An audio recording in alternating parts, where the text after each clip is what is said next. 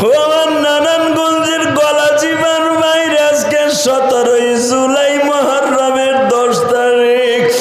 এই গভীর রাত্রে আমার মাওলারে দেখা দাও। হেজিদ যখন বলেছিল ইবনে জিয়াদ রে আমি শুধু হুসাইনকে চাই আর কিচ্ছু চাই না, জীবিত বা মৃত। ইবনে জিয়াদ পদের আশায়, বাজান ইবনে জিয়াদ মন্ত্রিত্বর আশায়, এই শিমুর বাবা গভর্নরের আশায় বলা হয়েছিল কুফা নাগরীর এই কারবালা জেলার দায়িত্ব তোরে শিমুর দিব। কিন্তু এই বদমাইশ জানতো না হুসাইনকে শহীদ করার মাত্র 3 দিন পরে জনগণে আমারে কুত্তার মতো পিডাইয়া মাইরে ফেলাইব।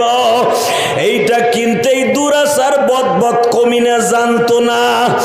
বাজান এবার চোখের পানি ফেলাইয়া কাঁদবা হুসাইনের প্রেমে পাগল।